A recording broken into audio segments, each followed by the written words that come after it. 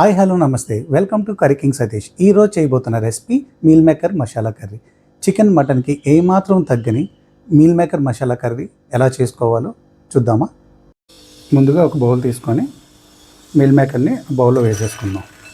నేను చిన్న size meal maker తీసుకున్నానండి. మీకు మార్కెట్లో మీడియం సైజ్ మీల్ మేకర్ కూడా దొరుకుతుంది, దాంతోపాటు కూడా మీరు చేసుకోవచ్చు. ఇప్పుడు మీల్ మేకర్ ములిగేంత వరకు వాటర్ వేసుకోవాలండి, హాట్ వాటర్ వేసుకోవాలి. నేను చిన్న సైజ్ మీల్ మేకర్ తీసుకున్నాను కాబట్టి 5 నుంచి 10 నిమిషాల లోపే నేను తీసేస్తున్నానండి. ఎక్కువసేపు ఉంచితే మాత్రం మీల్ మేకర్ బాగా మెత్తగా అయిపోతుంది. 5 నుంచి 10 నిమిషాలు అయిపోయిందండి. ఇప్పుడు కూల్ వాటర్లో వేసేసుకుందాం. కొద్దిగా మీల్ మేకర్ని చేతిలోకి తీసుకొని లైట్గా మీల్ మేకర్లో ఉన్న వాటర్ని పిండేసుకుందామండి.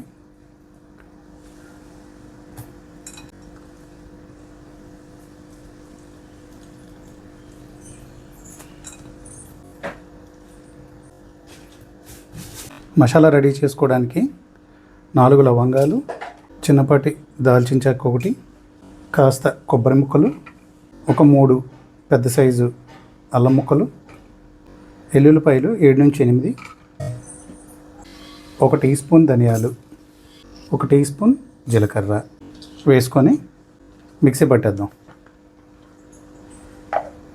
మనం ముందుగా కట్ చేసుకొని ఉంచుకున్న టమాటా పీసెస్ని వేసేసుకుందాం, గ్రైండ్ చేసేసుకుందాం.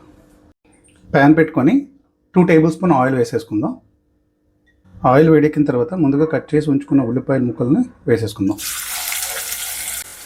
ఒక 1/2 స్పూన్ ఉప్పు వేసేసుకుందాం. చిటికెడు పసుపు, కాస్త గోల్డెన్ కలర్ వచ్చినంత వరకు వేసుకుందామండి. ఇప్పుడు కాస్త కరివేపాకు వేసేసుకుందాం.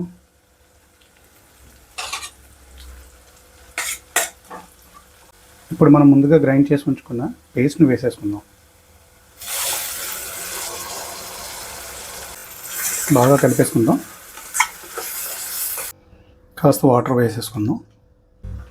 ఇప్పుడు మీడియం ఫ్లేమ్లో పెట్టుకొని 10 నుంచి 15 నిమిషాల పాటు ముద్దను వేపుకుందాం. ముద్ద బాగా వేగిపోయిందండి. 2 టీ స్పూన్ కారం వేసేసుకుందాం అండి. స్టవ్ ఆపుకొని అప్పుడు పెరుగు వేసేసుకుందాం. దీనివల్ల ఏంటంటే పెరుగు ఇరగకుండా ఉంటుందన్నమాట. పెరుగు బాగా మిక్స్ అయ్యే విధంగా కలుపుతూనే ఉండాలి, మిక్స్ అయినంత వరకు కలుపుతూనే ఉండాలి. ముద్ద బాగా వేగిపోయిందండి.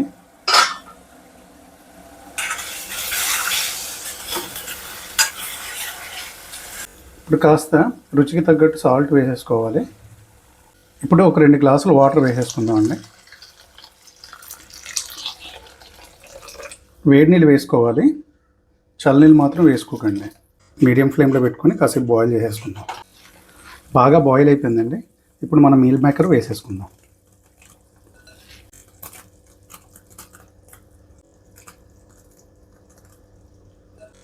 బాగా కలిపేసుకుందాం. ఇప్పుడు మూత పెట్టేసుకొని 15 నుంచి 20 నిమిషాల పాటు లో ఫ్లేమ్లో బాయిల్ చేసేసుకుందాం. మన కర్రీ చూసేద్దామండి. మన కర్రీ రెడీ అయిపోయింది. ఎలా వచ్చిందో చూద్దామా. చాలా బాగా కుక్ అయిపోయిందండి. చాలా కలర్ఫుల్గా కనబడుతుంది. ఇప్పుడు పైన కొత్తిమీర వేసేసుకుందాం. కొత్తిమీర వేసుకున్నాం కదండి, బాగా కలిపేసుకుందాం. చూడండి, చాలా గ్రేవీతో మీల్ మేకర్ రెడీ. కొత్తిమీర వేసుకున్నాం కదండి, బాగా కలిపేసుకుందాం. చాలా గ్రేవీగా వచ్చింది, చూసారా.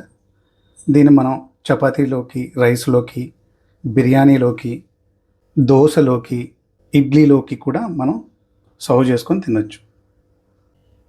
మీరు కూడా ట్రై చేసి ఎలా వచ్చిందో కామెంట్ బాక్స్లో కామెంట్ చేయండి. ఈ వీడియో కానీ మీకు నచ్చితే లైక్ చేయండి, షేర్ చేయండి, సబ్స్క్రైబ్ చేయండి. బెల్ ఐకాన్ మాత్రం తప్పకుండా ప్రెస్ చేయండి. Thank you.